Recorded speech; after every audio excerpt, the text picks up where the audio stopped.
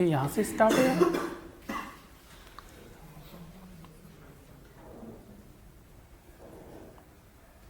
अच्छा, ये है ही स्टार्ट यहाँ से।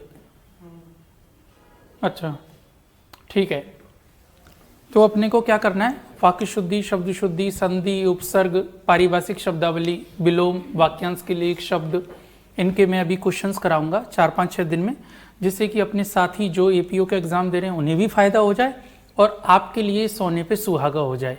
समझ रहे हो कि जिससे आपको खुद से पहले से ही आप जो भी टेस्ट देना चाहते हैं, जो भी कुछ करना चाहते हैं, तो आपको क्वेश्चन का आंसर देने की कला आ जाए। ठीक, सब कुछ खेल उसी का, ट्रिक का ही है ना, कि हमें चीजें आती या नहीं आती। चलो भैया देखो, तो एक क्वेश्चन है। सो ऑनलाइन वालों, आपको आवाज आ रही है? ऑनलाइन वालों ये उसको भूकंप आ गया।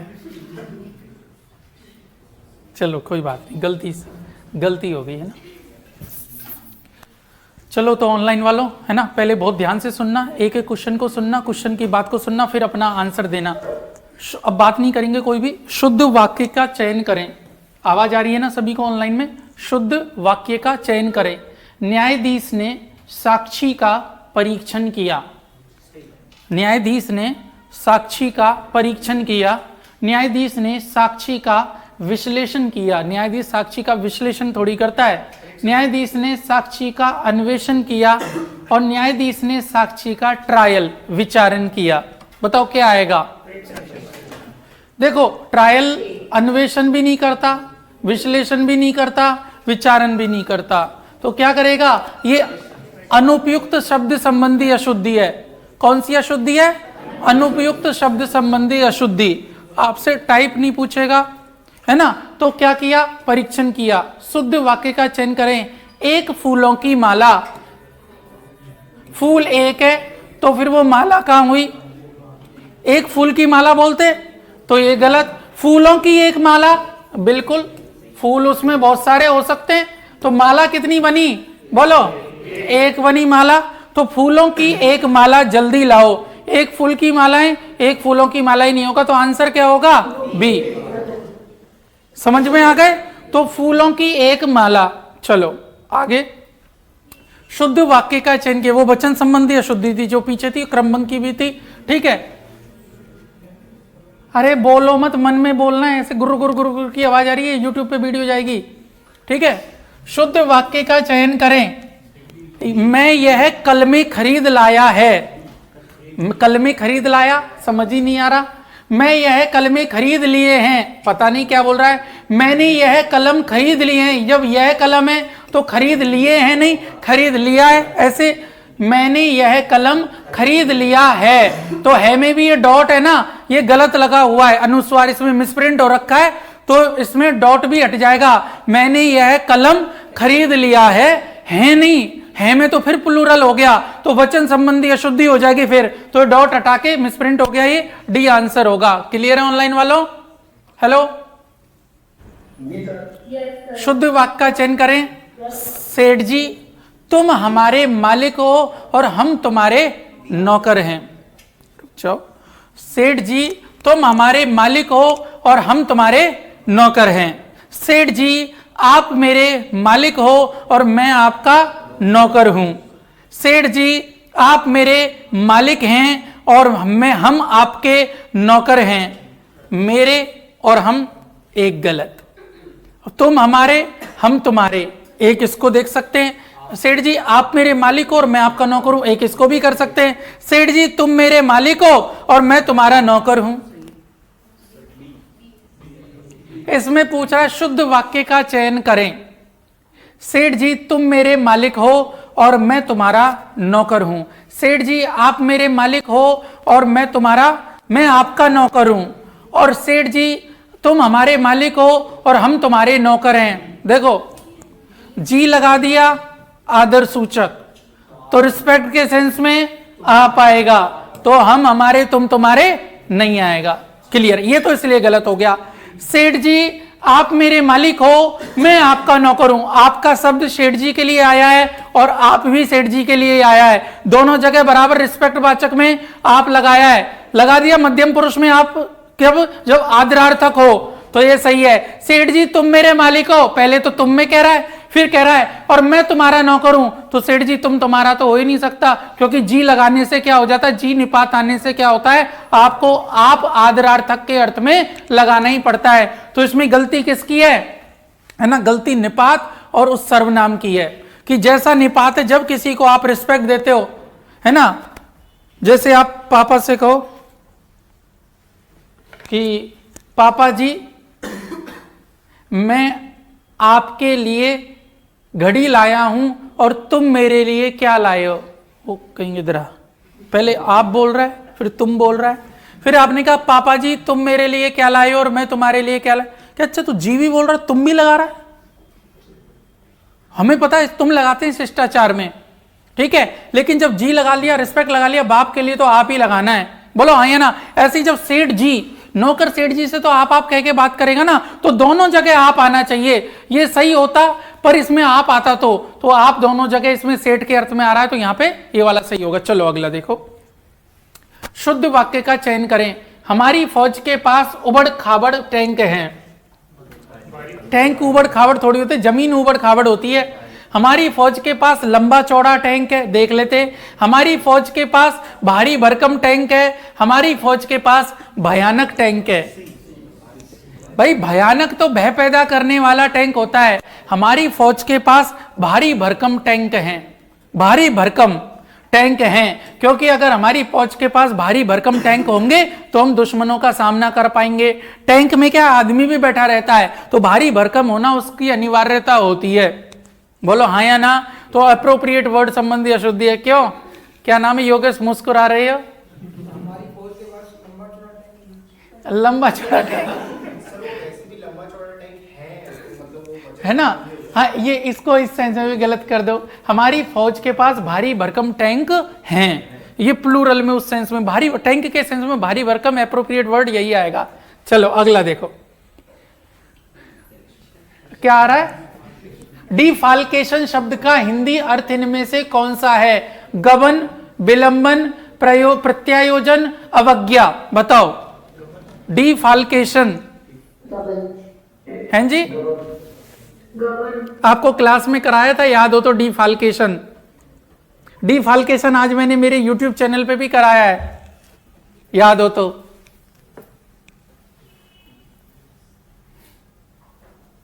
बताइए भैया।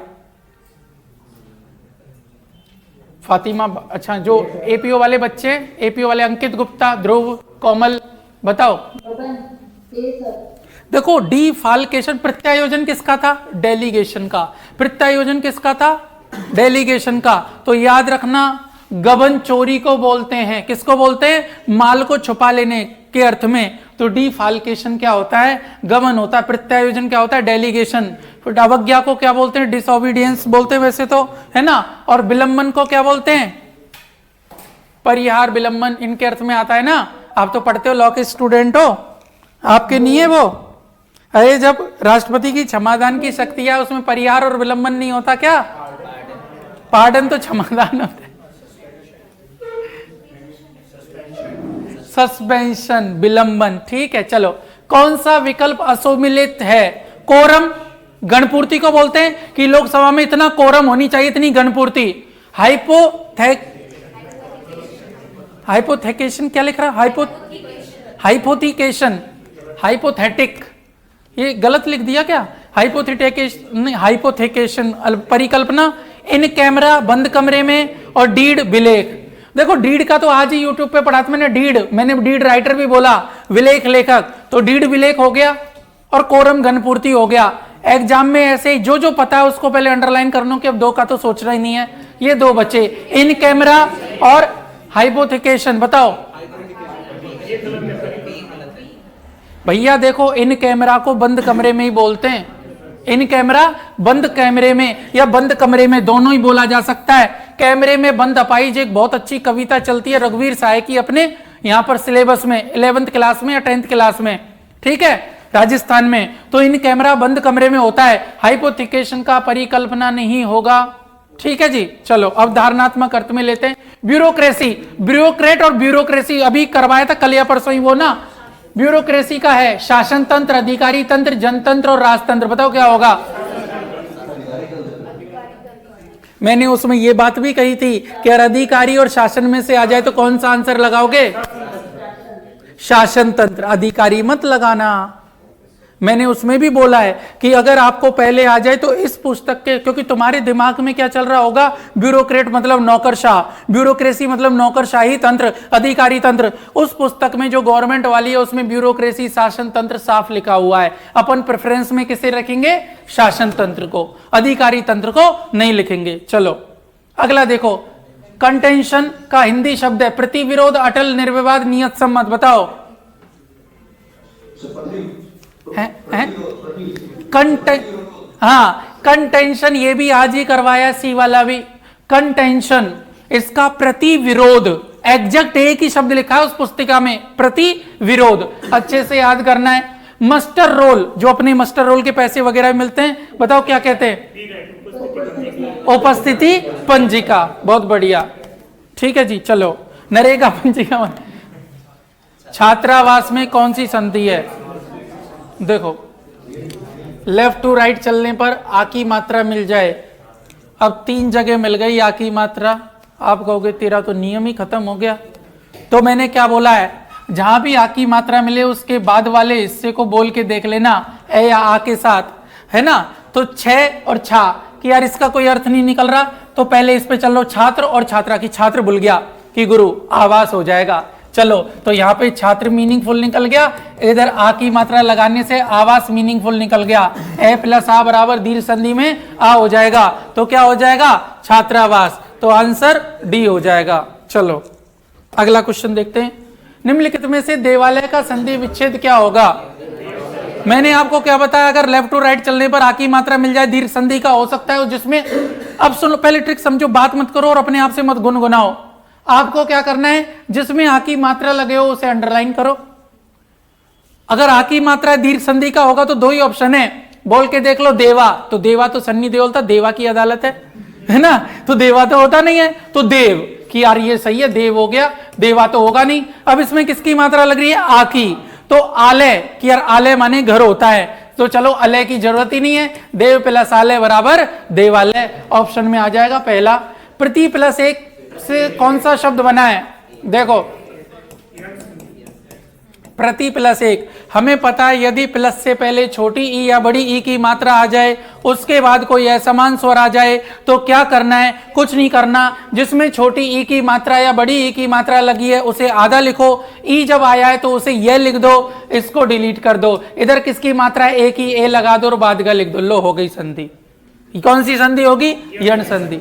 क्या गंगापुर वाले भैया आ रहा है समझ में, है ना, ध्यान रखो इधर ही, ठीक है। तो प्रति प्लस एक प्रत्येक, यण संधि हो जाएगी, कोई लोड तो नहीं है। प्रतीक शब्द कैसे बनेगा, प्रति प्लस एक से, तो ये कैसे बना है, प्रति प्लस एक से। इसमें भी कौन सी संधि है, दीर्घ संधि है। प्रति प्लस एक बनेगा नहीं, प्रात्येक बनेगा नहीं। चलो अगला देखो, किस संधि में स्वरों का पर्तन यरलव में होता है। यह मैंने बोला ना, यह बनने का अर्थ यण संधि होता है, तो जिसमें यह बनेगा उसका नाम यण संधि है। आ रहा है, कुछ कुछ रिकॉल हो रहा है भैया।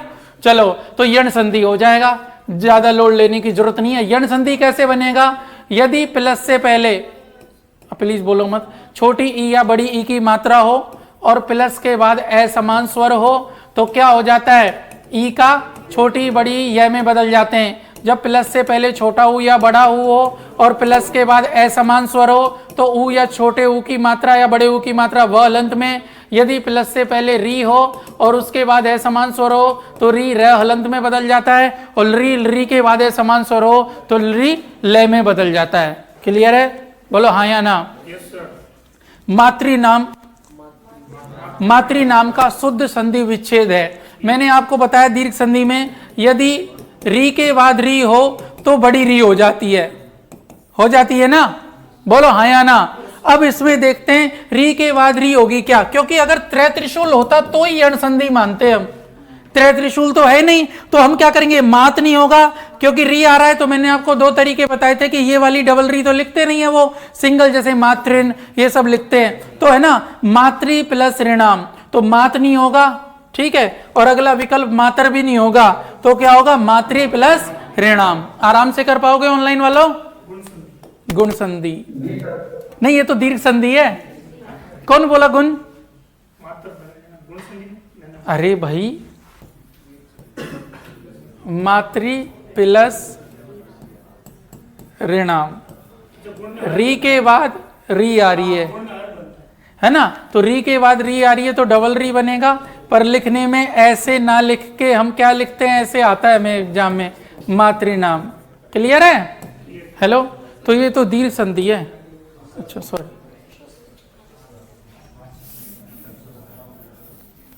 देखो, हाथ से फेंककर आक्रमण करने वाला हथियार, हम दो तरह की चीज होती है हमारे पास। एक तलवार हाथ में ली, काटे जा रहे, धड़ाधड़ धड़ाधड़ धड़ाधड़। जेवलिन भाला थ्रो करते हैं, सामने वाले की जाके छाती में घुस जाता है। बोलो हाँ या ना? एक जो हमारे हाथ से टच है और एक जो हमारे हाथ से छूटकर दूर जाके मारा, गदा हाथ में ही रहती है, टक टक टक। अब आपने बाहुबली पिक्चर देखी हो और आप सोचते हो कि वो भल्लाल देव है, वो गदा ऐसे फेंकता था, फिर भी हाथ से टच रहती थी क्योंकि उसमें बड़ी सी चेन निकल जाती थी, तो वो दूसरी श्रेणी में नहीं जाएगा। कहीं आपने बाहुबली 2 देख रखी हो या 1 देख रखी हो, तो भैया हाथ से फेंककर आक्रमण करने वाला हथियार, लाइक तीर, बंदूक। बंदूक में भी क्या है, गोली दूर जाके मारती है। आप किसी को बंदूक से मारते हो या गोली से? गोली, और गोली तो आपने, अब गुलेल है, गुलेल में से पत्थर छोड़ दिया, तीर छोड़ दिया, बंदूक छोड़ दी या भाला फेंक दिया। याद रखना, जो हथियार दूर जाके मारे, जो हमारे हाथ से टच नहीं है, उसे क्या बोलते हैं बताओ? अस्त्र। अस्त्र याद रखना, अस्त्र। ठीक है, कुछ कुछ याद आ रहा होगा अब क्लास की बातें? ठीक है, चलो। जिसमें गद्य और पद्य दोनों का समावेश हो, चंपू। चंपू का मतलब ऐसा नहीं है कि कोई गलत समझे कि यार तुम तो चंपू लग रहे हो, तो कहना थैंक यू सो मच। सर्वश्रेष्ठ रचना बोली जाती है चंपू, है ना, जिसमें गद्य और पद्य का मिश्रण हो, उसे क्या बोलते हैं? चंपू काव्य बोलते हैं। तो चंपू, ठीक है। पाप या अपराध करने के पश्चात अफसोस करते हुए स्वयं दंड पाना, है ना, पाप या अपराध करने के पश्चात अफसोस करते हुए स्वयं दंड पाना कि नहीं बस अब मैं अपने आप को बिल्कुल गुफा में रखूंगा, कुछ नहीं देखूंगा, ना खाऊंगा ना पीऊंगा और अपने प्राण त्याग दूंगा, मुझसे इतना बड़ा अपराध हो गया, मैंने 2 लोगों के समोसे चुरा के खा लिए, है ना, तो फिर वो सब क्या कर रहे हो आप? प्रायश्चित। ठीक है, चलो अगला देखो। 15 दिनों में एक बार होने वाला या करने वाली बात, वाक्यांश के लिए पक्ष दर्शन, पाक्षिक, पंचांग और कालक्रम। पाक्षिक जो 15 दिनों में एक बार होती है। नहीं सूरज, मैं आपकी बात नहीं समझा। देखो क्या होता है सूरज, बंदूक के लिए आ जाए ना, ये गवर्नमेंट की बुक में भी लिखा हुआ है, हमें उसे अस्त्री मानना। तीनों कालों की घटनाओं के बारे में तथ्यपूर्ण जानता है, वही त्रिकालदर्शी होगा। और अगर त्रिकालदर्शी नहीं आए एग्जाम में तो क्या आएगा? क्या त्रिकालदर्शी, क्या बोला शब्द ना, वो नहीं, त्रिकालज्ञ। क्या आएगा? जो सब कुछ जानता है, जो पंचांग के हिसाब से या शास्त्रों के हिसाब से जो भविष्य के बारे में कुछ व्याख्यान देता है, वो ज्योतिषी है। और जो तंत्र विद्या, जादू टोना करता है, देखो एक तो झाड़ फूंक करने वाला तांत्रिक नहीं, तो वो होता है ओझा। मैंने पढ़ाया था ओझा, वो कौन होता है? ओझा। और जो तंत्र विद्या करता है वो तांत्रिक। जो भविष्य की बातें शास्त्रों के अनुरूप बताता है ज्योतिषी। जो सब कुछ जानता है सर्वज्ञ। और जो 3 काल की बातें, भूत भविष्य और वर्तमान की बातें जाता है त्रिकालज्ञ या त्रिकालदर्शी। अब देखो इसमें भी दिक्कत है, ज्ञाता आ जाए और 2 ऑप्शन में आ जाए त्रिकालदर्शी और त्रिकालज्ञ, तो बताओ क्या लगाओगे? त्रिकालज्ञ लगाना। जो तीनों भूत भविष्य एवं वर्तमान का जानकार है या ज्ञाता है तो त्रिकालज्ञ लगाओगे। भूत वर्तमान और भविष्य को देख लेने वाला तो त्रिकालदर्शी लगाओगे।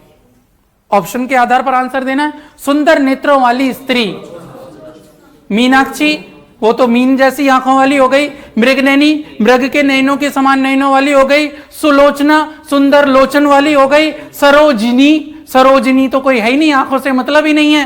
तो देखो सुलोचना, सुंदर नेत्रों वाली। नेत्रों शब्द शुद्ध लिखा हुआ है, एक ही मात्रा आती है। क्लियर है? अरे बोलो हाँ या ना। चलो, जिसकी भुजाएं, भुजा शब्द स्त्रीलिंग है तो इसलिए चंद्र बिंदु आएगा शब्द शुद्धि के साथ। जिसकी भुजाएं घुटनों तक पहुंचती है तो आजानु बाहु। जिसकी भुजाएं घुटनों तक लंबी हैं या पहुंचती हैं तो आजानु बाहु। क्लियर? सहस्त्र बाहु 1000 भुजाओं वाला, चतुर्भुज 4 भुजाओं वाला, बाहुबली जिसकी भुजाओं में बल है।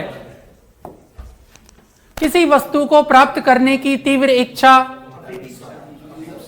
अभीप्सा, लिप्सा, जिगीसा और जिज्ञासा। बताओ, जानने की इच्छा, जिज्ञासा। बताओ, अब अभीप्सा, लिप्सा, जिज्ञासा, जिगीसा क्या करेंगे? किसी वस्तु को प्राप्त करने की तीव्र इच्छा,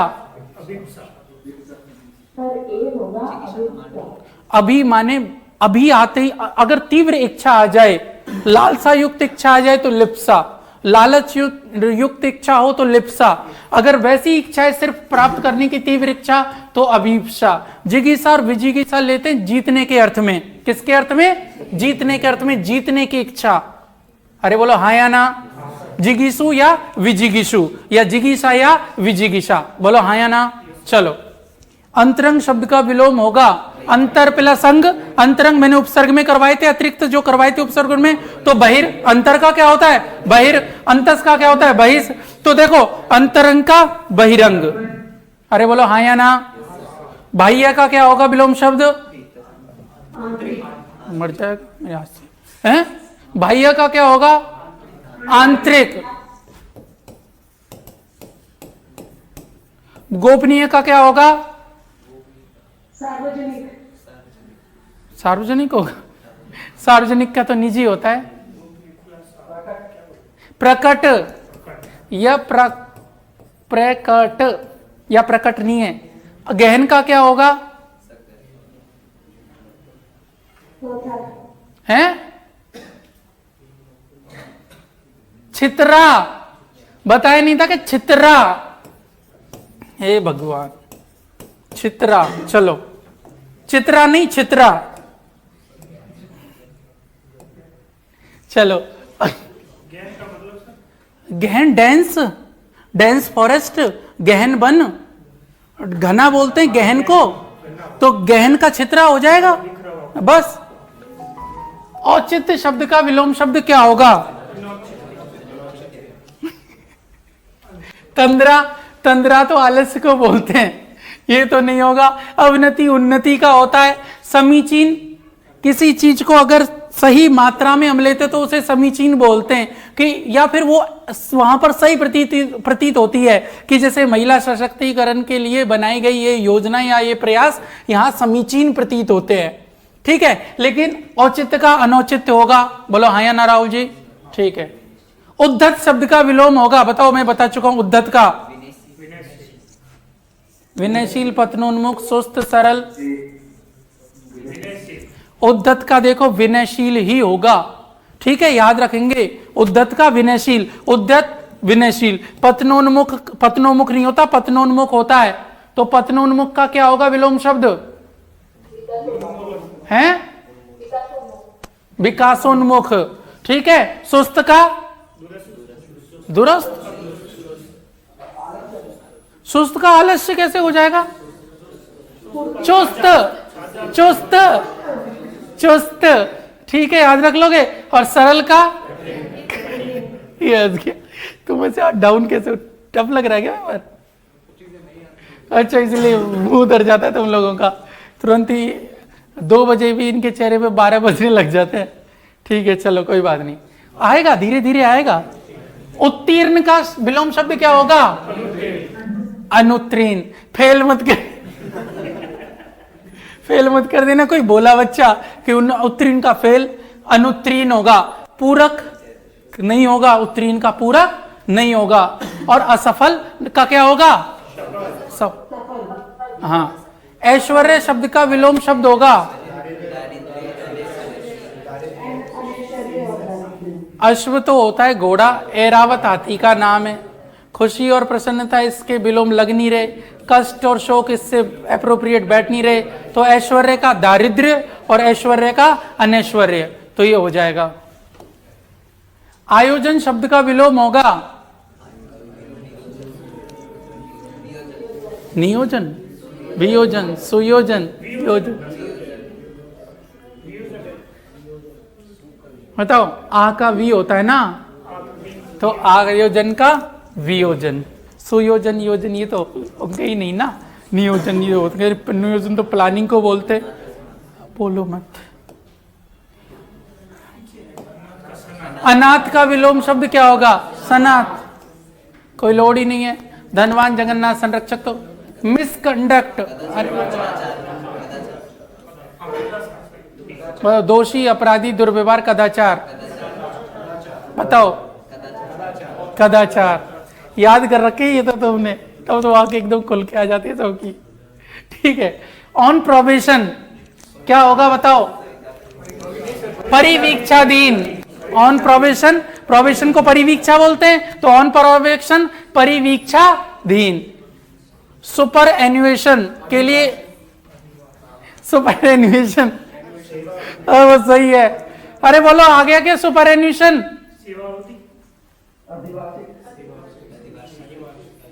बताओ।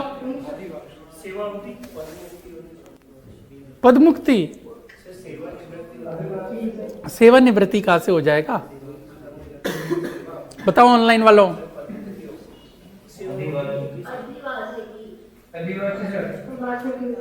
अरे उस दिन सुपर एन्युएशन कराया था ना, सुपर एन्युएशन मैंने कहा लगेगा ऐसा तुम्हें सेवा अवधि जैसा या फिर पदमुक्ति जैसा।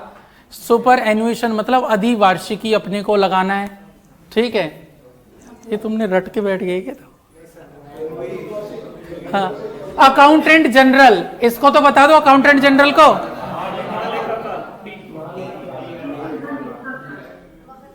CAG बोलते ना।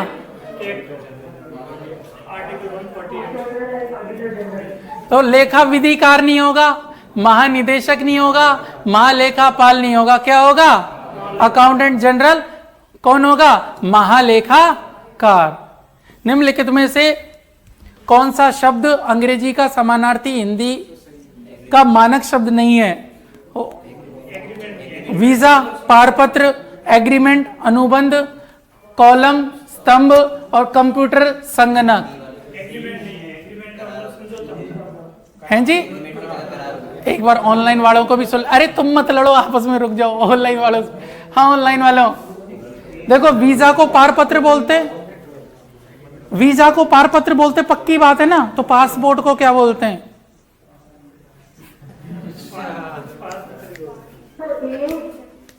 वीजा को वीजा को अगर पारपत्र बोलते हैं तो पासपोर्ट को क्या बोलते हैं? अच्छा एक बात बताओ, तुम्हें कहीं का वीजा मिलता है तो पासपोर्ट पे ही तो ठप्पा लगता है, अलग से वीजा लेटर थोड़ी देते हैं। बोलो, वीजा मिलने का क्या आपके पासपोर्ट पे ले जाओगे आप, उस पे वो उस देश का ठप्पा लगा के दे देंगे और उस पे लिखा रहता है इतने साल के लिए। वीजा ऐसा थोड़ी कोई लेटर मिलता है भाई। वीजा तो पासपोर्ट जो पारपत्र होता है, पासपोर्ट को क्या बोलते हैं? पारपत्र। पासपोर्ट, पारपत्र, तो उस पे ही तो ठप्पा लगा के देते, उसे वीजा बोलते। ये नहीं वीजा का अलग से लेटर है, तो 20 साल तक लेटर लेके घूमते रहोगे। मैं पीछे ही अपने अंकल की लड़की का बनवाने गया था पासपोर्ट अमेरिका का, तो 20 साल वाला बनवाया उसका, तो बस उस पे ठप्पा लगा दिए और उस पे लिख दिया 20 साल तक वैलिड है वो। समझ रहे हो? तो वीजा नाम का, वीजा का कोई पारपत्र नहीं होता, पासपोर्ट का पारपत्र होता है। एग्रीमेंट, अनुबंध को ही बोलते हैं। ठीक है, और क्या बोलते हैं इसको? कॉलम को स्तंभ बोलते हैं और कंप्यूटर को संगणक बोलते हैं। पारपत्र क्या होता है? पासपोर्ट। चलो, अनुबंध बोलते हैं पहले, तो समझौता अपन बोल देते हैं। ठीक है जी, पहले अनुबंध ही आता है। मुझे नहीं पता, वीजा को वीजा ही कहते हैं वैसे, है ना। वीजा का जो उसमें लिखा हुआ है ना पारिभाषिक शब्दावली में, वो वीजा ही लिखा हुआ है। अरे भाई तुम ऑनलाइन लेटर लेके थोड़ी घूमोगे। मैं क्या कह रहा हूं, कितना भी लेटर आ जाए आपको ऑफिस में जाना पड़ेगा, वहां आपके एक पेज पे ठप्पा लगेगा, वो ठप्पा ही एक्चुअली वीजा होता है। समझ रहे हो? वीजा नाम से अलग से कोई ऐसा नहीं है डॉक्यूमेंट लेके आप अलग से घूमते हो। समझ रहे हो? वीजा तो ठप्पा है, मतलब उस देश की फोटो लग के जो भी उनका साइन होता है वो ठुकता है, वो वीजा कहलाता है। तभी तो कहते हैं कि उसके पासपोर्ट पे कितने देशों का वीजा है। समझ रहे हो? पासपोर्ट पे कितने, जैसे कई आप, जैसे किसी के पासपोर्ट पे सबसे पहला ठप्पा ही पाकिस्तान का लग जाए। मान लो आप में से कोई सोच ले कि चलो पहले पाकिस्तान घूम के आते हैं, बहुत जाते हैं घूमने, है ना, चले जाओ, मान लो कि वो गुरुद्वारा है उसमें चले जाओ घूमने। अब भाई साहब आपको बाकी बड़ी कंट्रीज के ठप्पे मिलने में बहुत दिक्कत आएगी। और पहला ही ठप्पा अगर आपके यहाँ का लग गया, अमेरिका का पहला ही ठप्पा आपके लंदन वगैरह का लग गया, आप फिर देखो कहीं जाने आपको धड़ाधड़ वीजा मिलता जाता है, तो वो उसी पे पन्ने पन्ने दर पन्ने ठप्पा लगता रहता है, उसी को वीजा बोलते हैं। ठीक है, चलो आपको किस रंग का मिलता है पासपोर्ट? ब्लू मिलता है, क्योंकि आप नागरिक हो ना, इसलिए। लाल रंग का किनको मिलता है? जो अपने राजदूत बनते हैं, IFS बनते हैं। चलो 22 किस भाषा का उपसर्ग है? 22 अंग्रेजी, फारसी, हिंदी, अरबी। तो 22 प्रिंसिपल, 22 चांसलर। ठीक है, सम उपसर्ग का प्रयोग किस शब्द में नहीं हुआ है? सम प्लस कल्प संकल्प, सम प्लस कृत संस्कृत, सम समग्र। मैंने गोला बनवाया था इसका, याद हो तो? याद आ रहा है कुछ कुछ क्या भूल गए? सम प्लस चय संचय। लेकिन मैंने जब सम हिंदी का करवाया था तो उसमें कहा था समग्र शब्द को गोला कर लो, क्योंकि ये बुक में क्या लिखा हुआ है? समग्र लिखा हुआ है, कहीं तुम इसे सम प्लस अग्र में तोड़ दो, इसमें सम हिंदी वाला ही है, सम हलंत वाला नहीं है। तो आंसर क्या होगा? यही होगा। याद नहीं आई बात? उपसर्ग पढ़ाए होंगे जब, देख लो गोला लगा हुआ है नोट्स में। ठीक है, चलो हार शब्द किस उपसर्ग में जुड़कर द्वारपाल का अर्थ देता है? प्रतिहार, उपहार, परिहार और उतार। देखो प्रतिहार बोलते हैं द्वारपाल को, जो जैसे अपने प्रतिहार जो हुए थे उनको कहते हैं कि फलानों के द्वारपाल थे, तो प्रतिहार, प्रतिहार होता है द्वारपाल। उपहार द्वारपाल नहीं होता, परिहार द्वारपाल नहीं होता, उतार नहीं होता, तो प्रतिहार।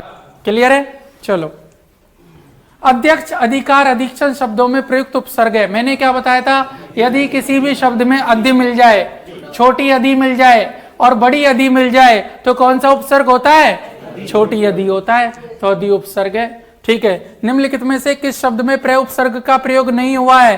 प्रय प्लस उज्ज्वल, प्रति प्लस अर्पण। हमें पता है किसी भी शब्द में प्रत्यय आ जाए तो कौन सा उपसर्ग होगा? प्रति। अब जैसे इधर है प्रे प्लस इत, प्रेत, और प्रे प्लस स्थान, प्रस्थान। तो एक ही शब्द है जिसमें क्या है? प्रे उपसर्ग का प्रयोग नहीं हुआ, प्रत्यर्पण में। लगा लोगे? चलो देख कितनी जी लगा लेते हो आप कुछ। शुद्ध शब्द का चयन करें। औद्योगिकरण, करण से पहले छोटी की मात्रा तो आ ही नहीं सकती, और उद्योग शब्द है उसमें औद्योगिकीकरण, जैसे औद्योगिकरण बोलते हैं ना, तो उद्योग शब्द में पहले ई प्रत्यय जुड़ा है, तो औद्योगी, उसे औद्योगिकरण बोलते हैं। तो याद रखना यही शब्द आ जाएगा। क्लियर? चलो अब अपने आता है शुद्ध शब्द का चयन करें। आभूषण, तो न तो षटकोण के बाद नैनल आएगा, न सलेट के बाद अणय आएगा, ये भी नहीं। आभूषण।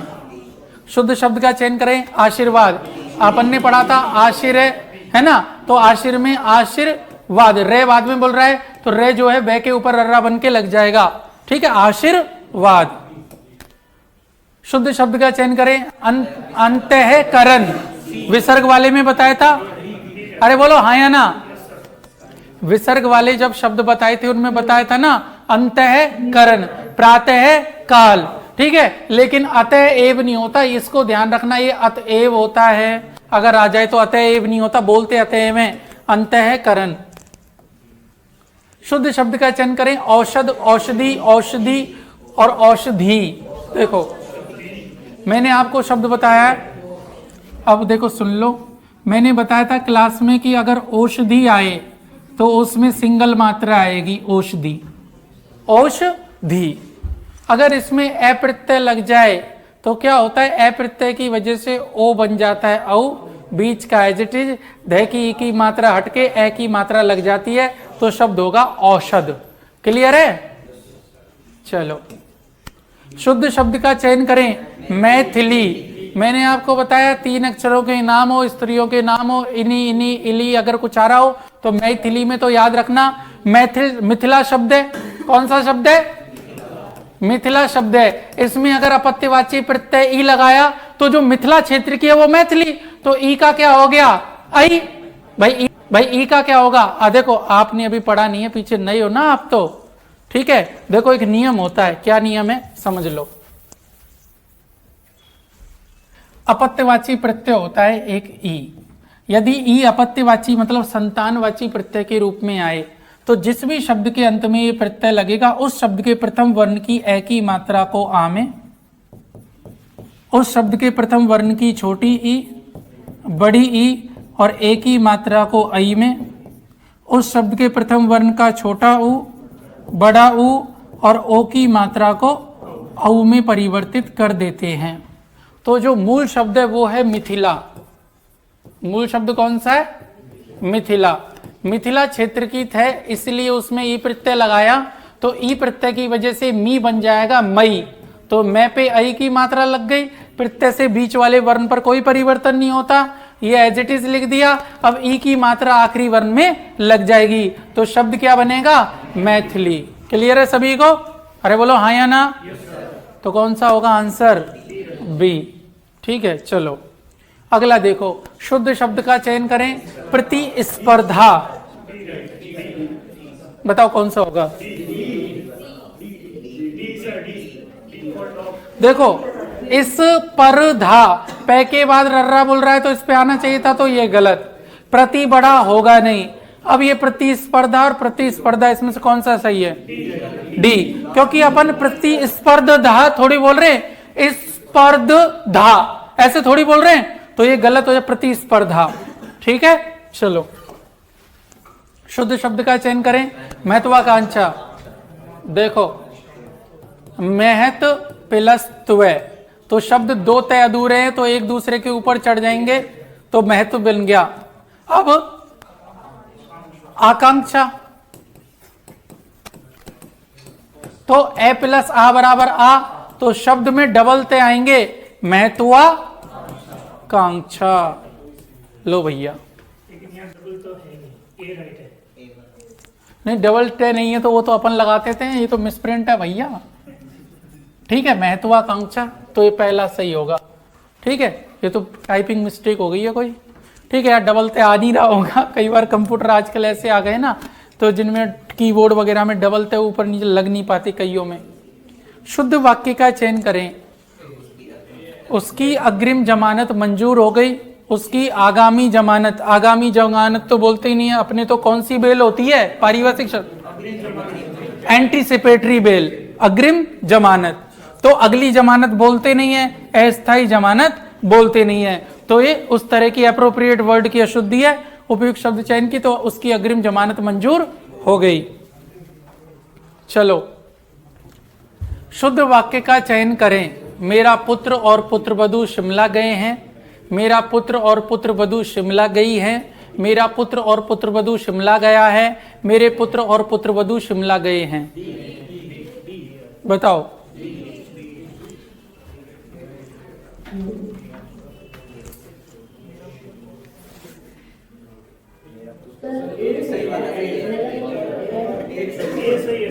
मतलब बहुत सारे पुत्र और एक पुत्र।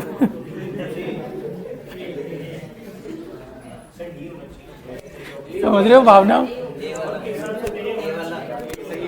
ये सही है, मेरा पुत्र और पुत्रवधू शिमला गए हैं, ये गलत नहीं आएंगे। ठीक है, शुद्ध वाक्य का चयन करें।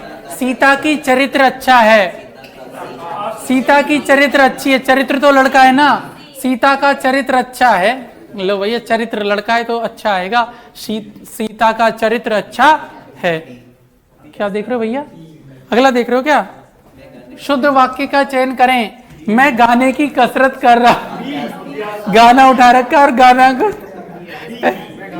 मैं गाने का अभ्यास कर रहा हूं, मैं गाने का शौक कर रहा हूं। चलो 4 गानों को पकड़ा, कहा तुम्हारा शौक करता हूं, तो ऐसे थोड़ी होता है। मैं गाने का व्यायाम कर रहा हूं, गाने को पकड़ा, डिप्स लग रही है गाने की, तो ये भी गलत हो जाएगा ना। तो मैं गाने का अभ्यास कर रहा हूं। चलो शुद्ध वाक्य का चयन करें। मेरा नाम श्री रामलाल है, खुद के नाम में श्री और जी लगा लोगे ना तो कोई कैसे बोलेगा?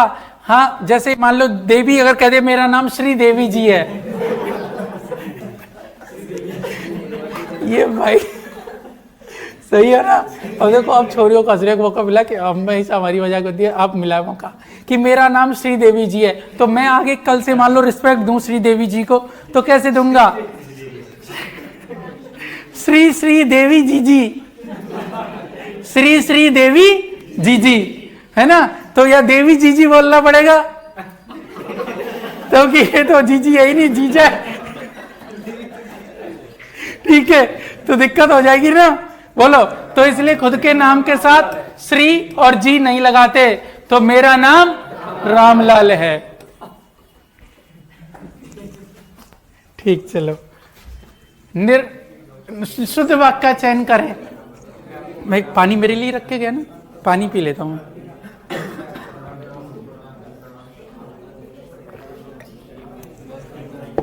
देखो, शुद्ध वाक्य का चयन करें। निर्णय की घोषणा होते ही अभियुक्त ने अपना सिर नीचे को कर लिया। देखो ध्यान से, निर्णय की घोषणा होते ही अभियुक्त ने अपना सिर नीचे कर लिया, नीचे को कर लिया, ऐसे थोड़ी वाक्य आएगा। निर्णय होते ही, निर्णय की घोषणा, चलो घोषणा होते ही अभियुक्त ने अपना सिर नीचे कर लिया। मैं आपको प्रणाम करता हूं, ये पूछ रहा है शुद्ध वाक्य का चयन करो। मैं आपको प्रणाम करता हूं, देखेंगे आप घर अवश्य आइयो, आइयो नहीं होता। मैथिली शरण गुप्त राष्ट्रीय कवि थे। अब दूसरे और चौथे में से बताओ कौन सा सही है? बताइए ऑनलाइन वालों। मैं आपको प्रणाम करता हूं,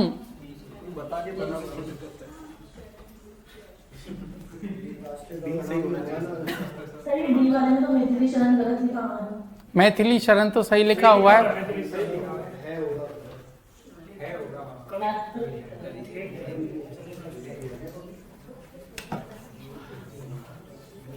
नमस्ते तो शब्द बनता है नमस्ते, है ना? जब भी प्रणाम करने के अर्थ में होता है तो को आ सकता है। माता को प्रणाम, पिता को प्रणाम, गुरु को प्रणाम, आपको प्रणाम।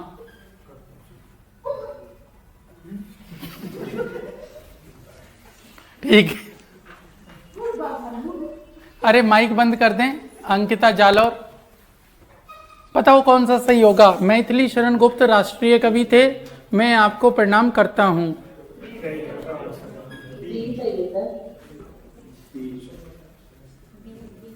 बी या डी?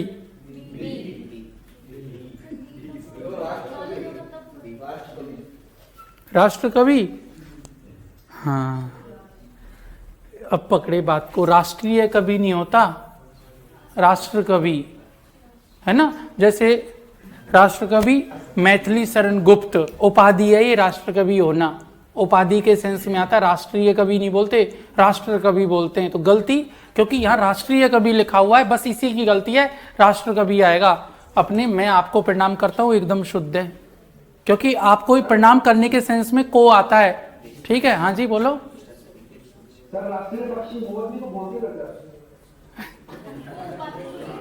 अरे राष्ट्रीय पक्षी मोर बोलते, उसको कहा जाता है नेशनल बर्ड, पर है ना राष्ट्रीय कवि नहीं, राष्ट्र कवि। जैसे दिनकर को बोलते हैं रामधारी सिंह दिनकर, तो राष्ट्र कवि रामधारी सिंह दिनकर। इसमें गलती इसी चीज की होगी अगर इन दोनों में से पहचाने तो। प्रणाम करने के सेंस में को आता है। ये जब मैंने कारक पढ़ाए होंगे उसमें आरजेएस वाले बैच में पुराने में, शायद आपको तो कारक नहीं पढ़ाए, एपीओ वालों को तो, या कारक संबंधी अशुद्धि मैंने बताया होगा। द्वितीय विभक्ति आती है प्रणाम करने के अर्थ में। ठीक है, पिताजी को प्रणाम, माता को प्रणाम, इस सेंस में मैं आपको प्रणाम करता हूं। अरे बोलो हाँ या ना? राष्ट्रीय कवि नहीं, राष्ट्र कवि मैथिली शरण गुप्त ऐसे बोलते हैं। क्लियर है? अरे बोलो हाँ या ना? सॉरी, बात ना करें, देखो बात ना करें भाई, प्लीज ना करें बात। अशुद्ध वाक्य का चयन करें। मुझे दिल्ली जाना है। जो सोवेगा सो खोवेगा। देश के लिए भ्रष्टाचार एक गहरी समस्या है। मुझे बहुत भूख लगी है। बताओ, समस्या गहरी नहीं होती, गंभीर होती है। जो सोएगा सो खोएगा, तो खोएगा, तो अगर आप जो सोवेगा सो खोवेगा अगर देसी भाषा में कह रहे हो तब भी कोई दिक्कत नहीं है। जो सोवेगा सो खोवेगा, जो जागेगा सो पावेगा। बोल सकते हो मुझे दिल्ली जाना है तो जा। देश के लिए भ्रष्टाचार एक गहरी समस्या नहीं, गंभीर समस्या, इसलिए ये गलत है, बाकी सही है। तो आप जल्दबाजी में देशी भाषा में लिखे हुए आ जाए कुछ लोकोक्तियां मुहावरे, उनको गलत मत कर देना। जो सोवेगा सो खोवेगा, जो जागेगा सो पावेगा। कर सकते हो, ऐसे कोई लोड नहीं है। चलो, बैलेट का सही हिंदी शब्द है मतपत्र, सूचीपत्र, आवेदन पत्र, परिपत्र। मतपत्र, परिपत्र का क्या बताया था मैंने? एफिडेविट तो भाई साहब हलफनामा है, शपथ पत्र होता है। पासपोर्ट तो पारपत्र होता है। अरे परिपत्र माने सर्कुलर, पता नहीं कहां खोए हुए हो। ठीक है, निम्नलिखित में से सही विकल्प का चयन कीजिए। ऑनरेरियम, मानदेय, अप्रूवल, संस्तुति, है ना, एक्नॉलेजमेंट, कार्यवाही, और ओथ, संदेश। ओथ क्या होता है? शपथ। देखो, एक्नॉलेजमेंट को बोलते पावती। क्या बोलते? पावती। ओथ माने होता है क्या? शपथ। ठीक है जी। अप्रूवल और ऑनरेरियम, मानदेय और संस्तुति, इनमें से बताओ क्या होगा? एक ऑनलाइन ऑफलाइन वाले तुम चुप रहो। हाँ, क्या? ध्रुव, ऑनरेरियम का मानदेय होता है, तो अप्रूवल का क्या होता है? अनुमोदन या स्वीकृति। संस्तुति नहीं होता, अनुमोदन पढ़ा है अपन ने। अप्रूवल माने अनुमोदन। ठीक है जी भैया। चलो, ह्यूमैनिटेरियन क्या होगा इसका पारिभाषिक शब्द? मानवीय, सांसारिक, परमश्रेष्ठ, मानवकृत। मानवीय, मानवकृत बताओ।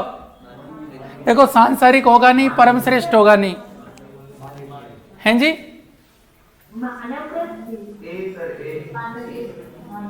ह्यूमैनिटेरियन, मानवकृत या मानवीय? सिद्धि डंगायच, हैं जी? मानवीय आएगा भाई यार, इतना क्या सोचना। सबऑर्डिनेट, सबऑर्डिनेट अपन ने पढ़ा था। सहायक, अधीनस्थ, उत्तराधिकारी, पालन करता। सबऑर्डिनेट, सबऑर्डिनेट, अधीनस्थ, सॉरी। एफिडेविट, अब बोलो भैया, महिपाल। शपथ पत्र या हलफनामा। ठीक है। परज्यूरी क्या है? परज्यूरी बताओ क्या?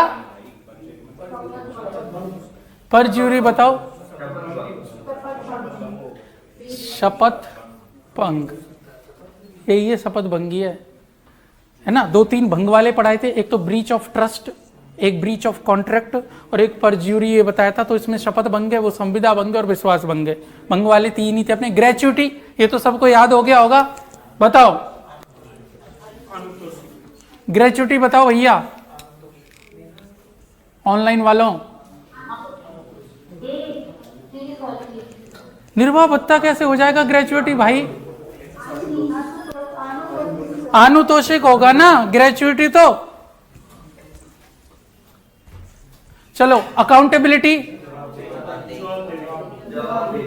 जवाबदेही या जवाबदेहिता दोनों आ जाए तो बात कर देंगे। ऑनररी,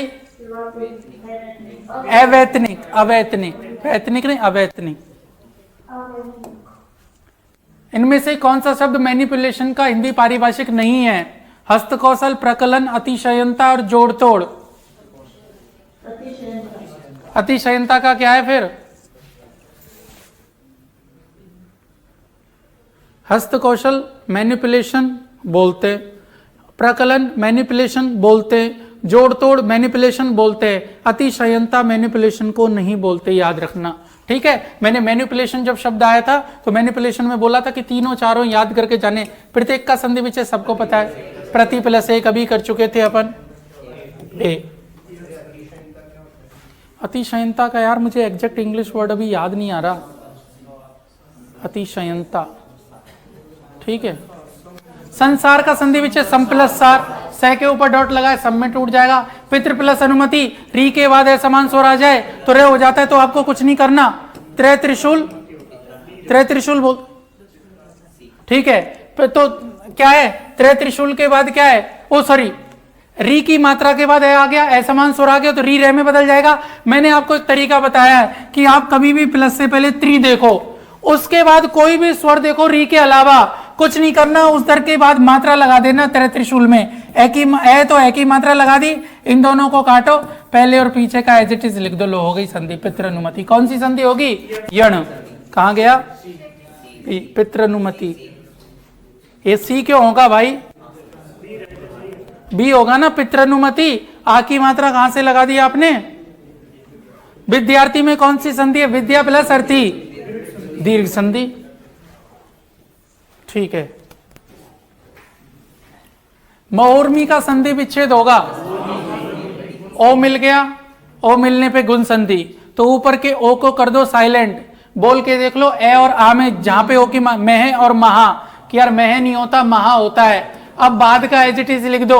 अब ओ बनने का आपको तरीका, एक बार छोटा ऊ और एक बार बड़ा ऊ लिख दो, कि यार उर्मी नहीं होता उर्मी होता है। तो बस महा प्लस उर्मी, महोर्मी। महान है तरंग जो, तो महोर्मी हो गई। बड़ी है लहर जो, ठीक है। लघुर्मी शब्द का बड़े ऊ की मात्रा आ रही है। जब आपको लेफ्ट टू राइट चलने में बड़े ऊ की मात्रा आ जाए, तो अगर बड़े ऊ के बाद वाला हिस्सा मीनिंगफुल नहीं है तो गुरु दीर्घ संधि हो सकती है। तो क्या करें, जहां पे बड़े ऊ की मात्रा मिल रही है उसे एक बार छोटे ऊ और बड़े में लिख के देख लो, क्योंकि बड़ा तो लगा हुआ है कि यार लघु बड़े ऊ की मात्रा नहीं, छोटा ऊ होता है। अब मी के ऊपर रर्रा लगा के लिख दो।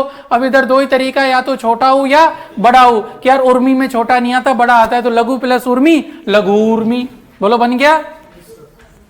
इत्यादि ये आ जाए, किसी भी शब्द में यह हो, लेफ्ट टू राइट चलने पर यह से पहले कोई अधूरा वर्ण हो, या यह के ऊपर क्या हो, रर्रा हो। जो क्लास ले चुके वो तो बोलो कि यह के ऊपर रर्रा हो तो कौन सी संधि होती है? यण संधि होती है। तो तोड़ने का तरीका देखो क्या होता है, कि आपको जो यह से पहले अधूरा चिपका हुआ है उसमें छोटी ई और बड़ी ई की मात्रा लगा के देख लो। हमें पता ही ती में छोटी ई की मात्रा होती है, यह को कर दो क्रॉस, यह में किसकी मात्रा लगी हुई है? आ की। बस वो लिख के बाद का एज इट इज लिख दो, लो हो गया संधि विच्छेद। कहाँ लोड पड़ रहा है? बोलो हाँ या ना। तो यण संधि है, ई का यह हुआ है, कहाँ गई यण संधि? लो भैया। विद्यार्थी उदाहरण है दीर्घ संधि का, बार बार विद्यार्थी। दीर्घ संधि का उदाहरण कौन सा है? प्रति प्लस उत्तर, प्रत्युत्तर। यह से पहले कोई आधा यण संधि, डबल ले, डबल जे, डबल ने, डबल डे, डबल टे, डबल चे आ जाएं तो व्यंजन संधि। रमा प्लस ईस, रमेश। ए आ गया तो गुण संधि। राम प्लस आधार, रामाधार, तो दीर्घ संधि हो जाएगा।